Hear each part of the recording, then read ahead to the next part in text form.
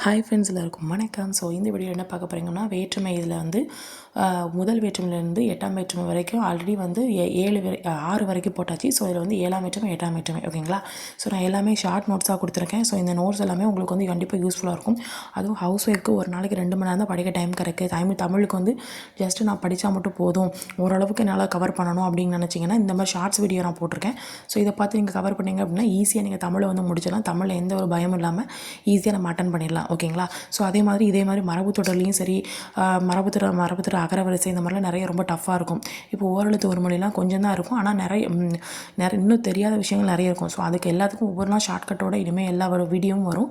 So அதே மாதிரி இப்போ என்ன பண்ணுறோம்னா 7ஆம் வேற்றுமை 8ஆம் வேற்றுமை பார்க்க போகிறோம். இதோட வேற்றுமை வந்து ஃபினிஷ் ஆயிரும் ஓகேங்களா. ஸோ இப்போ 7ஆம் வேற்றுமை பார்த்திங்க அப்படின்னா கண், 8ஆம் வேற்றுமை பார்த்திங்கன்னா 8ஆம் வேற்றுமைக்கு உருவு கிடையாது, முதல் வேற்றுமைக்கு உருவு கிடையாது. ஸோ இது என்னென்ன பொருட்களில் வரும் அப்படின்னா இடம், காலம் இந்த பொருளில் வரும். ஸோ இது பார்த்திங்கன்னா விழி, அதாவது அழைத்தல் அப்படிங்கிற பொருளில் வரும்.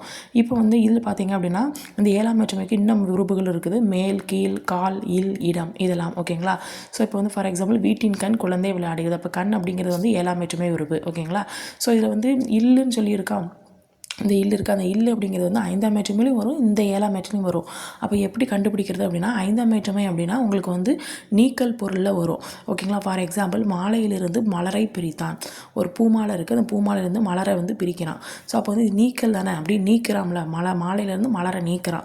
ஸோ அப்போ நீக்கல் அப்படின்னு பொருள் வந்துச்சு அப்படின்னா அது 5ஆம் வேற்றுமை. 7ஆம் வேற்றுமைனா இடம் சம்மந்தமாக வரும். இப்போ மாலையில் மலர்கள், ஸோ இதில் இல் வருது. மாலை அப்படிங்கிறது ஒரு காலம் அந்த மாதிரி சம்மந்தப்பட்டதாக இருக்கா. ஸோ அது ஒரு அந்த இடத்துல மாலை நேரத்தில் மலர்கள் இருக்குது, அதை வந்து மாலையில் மலர்கள் அப்படி மட்டும் அமைச்சுக்கோங்க ஓகேங்களா. ஸோ அப்போ இடப்பொருளில் வரும் அப்படின்னு சொல்கிறாங்க. அப்போ இது வந்து நீக்கல் பொருள், இது வந்து இடம், காலம் அந்த மாதிரி பொருளில் வரும் ஓகேங்களா.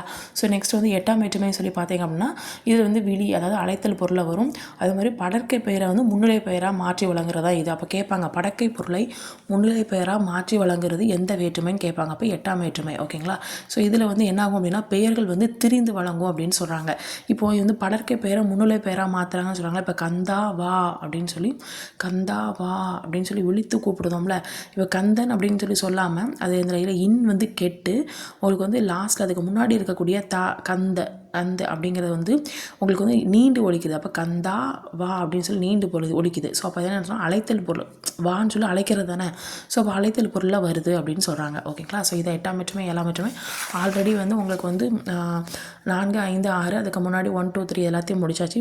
வேற்றுமை ஃபுல்லாக ஃபினிஷ் பண்ணியாச்சு. ஒரு 3 ஜஸ்ட்டு 3 நிமிஷம் வீடியோவில் டக்கு முடிச்சாச்சு ஓகேங்களா. ஸோ இனி அடுத்தடுத்து அழகு 3 முடிக்கிற மாதிரி வரும் ஓகேங்களா. அது இந்த மந்த்துக்குள்ளே கண்டிப்பாக முடிச்சிடலாம் ஓகேங்களா.